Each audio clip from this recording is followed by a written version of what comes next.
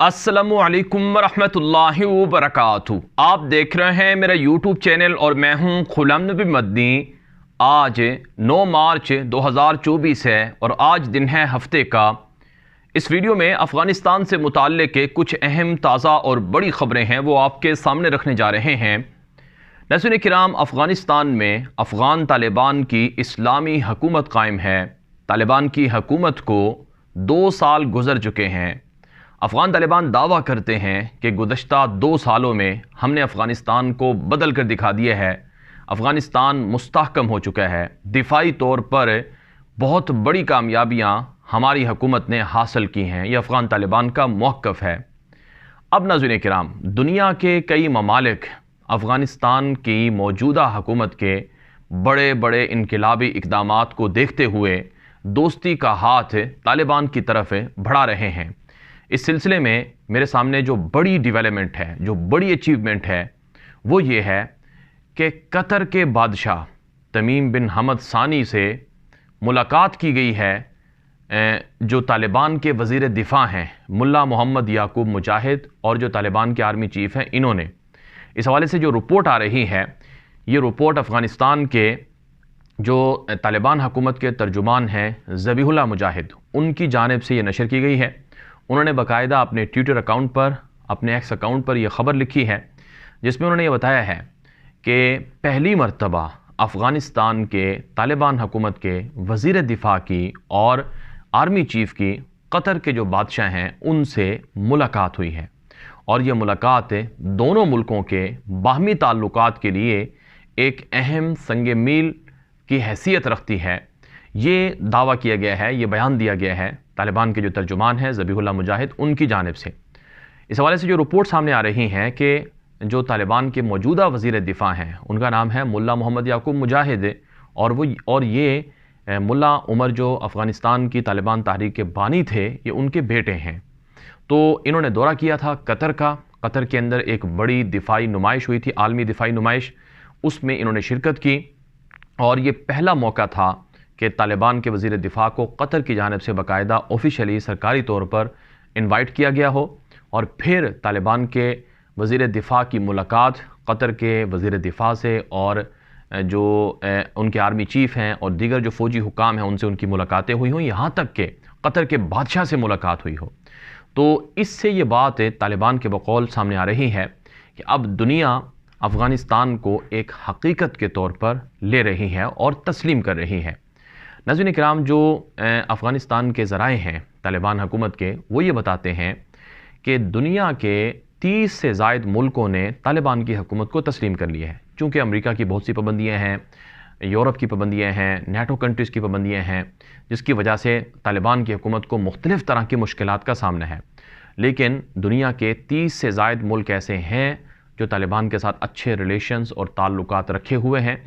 बल्कि बाकायदा तिजारती, सफारती, डिप्लोमेटिकली और मुख्तलिफ़ तरह के सियासी ताल्लुकात भी कायम हो चुके हैं। अब ये 30 मुल्क कौन से हैं, इस हवाले से तालिबान बाकायदा नाम भी बताते हैं कि ये वो ममालिक हैं जिनमें सेंट्रल एशिया के 5 रियासतें हैं जो पड़ोसी मुल्क हैं।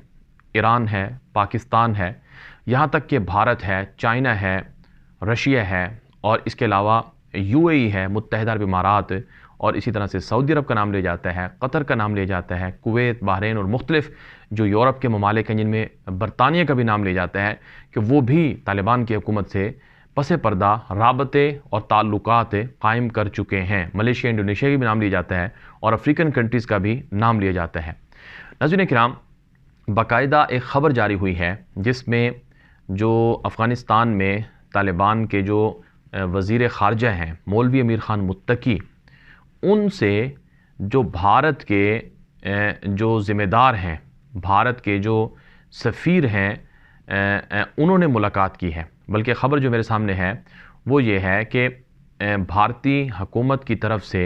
अफ़गानिस्तान, ईरान, पाकिस्तान, इन 3 मुल्कों के लिए जो खुसूसी मंदूब बनाए गए हैं, JP सिंह उनका नाम है, उन्होंने अफ़गानिस्तान के वज़ीर ख़ारजा से मुलाकात की है। भारत के वफ़द ने बाकायदा तालिबान के साथ मुलाकात की है। भारत और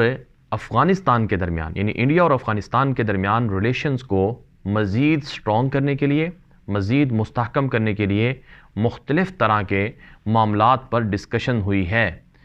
اب بھارت جیسا ملک بھی طالبان کی حکومت سے تعلقات بنا رہا ہے اور تعلقات کو آگے لے کر جا رہا ہے۔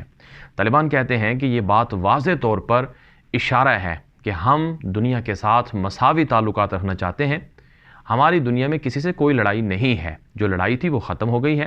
اب ہمارا کوئی دشمن نہیں ہے۔ یہی نہیں ناظرین کرام، ایک اور خبر میں آپ کے سامنے رکھوں گا۔ خبر میرے سامنے ترکی اور ایران سے بھی ہے کہ بڑے بڑے گریٹ معاہدے جو ہیں وہ طالبان نے ترکی سے اور ایران سے بھی کیے ہیں۔ رپورٹ کے مطابق سب سے بڑا جو انویسٹر ہے افغانستان میں وہ چائنا ہے۔ چائنا کی تقریباً اب تک افغانستان میں کوئی 10 ارب ڈالر سے زائد کی سرمایہ کاری ہو چکی ہے، اور اس کے بعد ایران سرمایہ کاری کر رہا ہے، ترکی کر رہا ہے، متحدہ عرب امارات کر رہا ہے، قطر کر رہا ہے اور روس بھی کر رہا ہے۔ اور اب تو خبریں آ رہی ہیں کہ امریکہ کے جو تاجر ہیں وہ بھی افغانستان آ رہے ہیں، اور خود امریکہ بھی طالبان کے سامنے گھٹنے ٹیک رہا ہے۔ پس پردہ رپورٹس کے مطابق امریکہ اور طالبان کے درمیان جو مساوی اور باہمی تعلقات ہیں اس پر مشاورت چل رہی ہے، اور جلد امریکہ افغانستان کے اندر اپنی جو ایمبیسی ہے، اپنا جو سفارت خانہ ہے وہ کھولنے جا رہا ہے، اور طالبان کی جو حکومت ہے ان کو افغانستان کی جو ایمبیسی ہے واشنگٹن میں، امریکہ میں، وہ حوالے کی جائے گی، یہ بھی افغانستان کے ذرائع بتا رہے ہیں۔ ناظرین کرام، اس کے علاوہ جو مزید میرے سامنے آج کی ایک بڑی خبر افغانستان سے متعلق ہے وہ یہ ہے کہ جو غزہ اور اسرائیل کے درمیان لڑائی چل رہی ہے، اس لڑائی میں افغان طالبان بڑا شدید رد عمل ظاہر کر رہے ہیں اسرائیل کے خلاف۔ آج ایک میرے سامنے بڑی خبر آئی ہے، اور یہ خبر بڑی اہم ہے کہ طالبان کے جو خارجہ امور وزارت خارجہ ہے اس کے جو سپوکس پرسن ہیں عبدالقہار بلخی، انہوں نے باقاعدہ اپنے ٹویٹر پر ایک ٹویٹ لکھی ہے، اور اس ٹویٹ کے ذریعے سے جو اسرائیل کی غزہ کے خلاف اور فلسطینیوں کے خلاف جو ظلم ہے اس کے خلاف انہوں نے کھل کر کہا ہے، طالبان کا موقف بیان کیا ہے۔ اور جو اعلامیہ اور جو سٹیٹمنٹ آئی ہے وہ یہ ہے کہ جو اسرائیل کی حکومت نے ویسٹ بینک کے اندر الضفہ الغربیہ میں جو 3,500 سے زائد یہودیوں کے لیے گھر بسانے کا اعلان کیا ہے، اس پر طالبان کی حکومت نے کہا کہ یہ بہت بڑا فلسطینی مسلمانوں کے اوپر حملہ ہے، ہم اس کی شدید الفاظ میں مذمت کرتے ہیں، اور فوری طور پر اس قرارداد کو ختم کرنے کا مطالبہ کرتے ہیں۔ یہ جو فلسطینی زمینوں پر قبضہ کر کے یہودیوں کے لیے گھر بسانے کا عمل ہے یہ بند ہونا چاہیے، اور یہ فلسطین کی جو آزادی اور خود مختاری ہے یہ اس کے خلاف ہے، اور ہم اس کو فوری طور پر رکوانے کا مطالبہ کرتے ہیں۔ اور وزارت خارجہ جو طالبان کی ہے انہوں نے اپنے بیان میں یہ بھی کہا کہ جو فلسطین کی سرزمین ہے یہ تاریخی طور پر فلسطینیوں کا حق ہے، اور یہ فلسطینیوں کی زمین ہے، اور جو غزہ کے اندر یہودیوں کی جانب سے جو ظلم ڈھائے جا رہے ہیں، جو مظالم کیے جا رہے ہیں، جو قتل عام کیا جا رہا ہے، اس کی بڑی بھاری قیمت اسرائیل کو ادا کرنا پڑے گی، اور جب تک فلسطین کے مسلمانوں کو ان کا حق نہیں مل جاتا ہے تب تک خطے میں امن اور استقرار نہیں آ سکتا ہے، یہ طالبان کی وزارت خارجہ کی جانب سے نشر ہونے والے بیان میں کہا گیا ہے۔ ساتھ ساتھ انہوں نے یہ بھی کہا کہ تمام عالمی طاقتوں پر، تمام عالمی برادری پر، اور بالخصوص مسلم امہ پر، اسلامی ممالک پر لازم ہے کہ فلسطین کے اندر، غزہ کے اندر جو نسل کشی چل رہی ہے، اور جو فلسطینیوں کے حقوق چھینے جا رہے ہیں، اور جو ان کی زمینوں پر قبضہ کیا جا رہا ہے، اس کے خلاف ساری مسلم ریاستیں، سارے مسلمان ممالک اکٹھے ہو جائیں۔ اگر ایسا نہیں ہوگا تو پھر پورا خطہ اس طرح کے جرائم کا نشانہ بنے گا، اور اس طرح کے مظالم پھر دیگر مسلمانوں پر بھی ڈھائے جائیں گے۔ ناظرین کرام، جو طالبان کی حکومت ہے ان سے بڑی توقعات وابستہ ہیں دنیا کو، اور میرے سامنے افغانستان سے ایسی تصویریں اور ایسی ویڈیوز آتی رہتی ہیں وقفے سے جن میں طالبان پورے ملک میں مسجد اقصیٰ طرز کی جو مساجد ہیں وہ بنا رہے ہیں۔ جیسے آپ نے تصویروں میں دیکھا ہوگا کہ جو گولڈن کلر کا جو گنبد ہے جسے قبۃ الصخرہ بھی کہا جاتا ہے، اور مسجد اقصیٰ کی جو تصویریں ہیں وہ تو دوسری ہیں، لیکن چونکہ پہچان مسجد اقصیٰ کی وہ یہی ہے، تو اس طرح کے یعنی جو قبۃ الصخرہ ہے، جو گولڈن کلر کے جو گنبد نما جو مساجد ہیں وہ افغانستان کے اندر بنائی جا رہی ہیں۔ اب تک کوئی ایسی تقریباً 5 مسجدیں طالبان کی حکومت آنے کے بعد تعمیر ہو چکی ہیں یا ہو رہی ہیں، جن کی جو ڈھانچہ ہے وہ مسجد اقصیٰ کے قبۃ الصخرہ کی طرح کا ہے۔ اور یہی نہیں، کابل کے اندر باقاعدہ طالبان نے ایک ماڈل بھی قبۃ الصخرہ کا، یعنی گولڈن کلر کی جو مسجد اقصیٰ کی جو علامت ہے وہ باقاعدہ نصب بھی کیا ہے، جو اس بات کی طرف اشارہ کرتا ہے کہ جیسے سلطان صلاح الدین ایوبی کے زمانے میں قبلہ اول کو آزاد کرانے کے لیے ایک بڑی مہم شروع ہوئی تھی، بالکل اسی طرح کی کوئی مہم وہ افغانستان کی طالبان کے جو لوگ ہیں وہ بھی کر سکتے ہیں۔ بلکہ افغانستان کے سوشل میڈیا پر جو طالبان کے جو بڑے بڑے کمانڈر اور سینئر جو مسئولین ہیں ان سے یہ مطالبہ کیا گیا کہ طالبان کے جو جنگجو ہیں انہیں موقع دیا جائے کہ وہ مسجد اقصیٰ فلسطین کی آزادی کے لیے کردار ادا کریں۔ اور یہاں تک کہ یہ بھی خبریں چلتی رہیں کہ طالبان کا یہ موقف ہے کہ ہمیں جو پڑوسی ملک ہیں فلسطین کے وہ ہمیں اجازت دیں تو ہم جا کر مسجد اقصیٰ کو قبلہ اول کو آزاد کرا سکتے ہیں۔ تو ایسے بہادروں سے، ایسے دلیر لوگوں سے جنہوں نے دنیا کی 50 سے زائد ملکوں کی فوجوں کو شکست دی ہو، ان سے یقیناً اسی طرح کی توقعات ہیں امت مسلمہ کو۔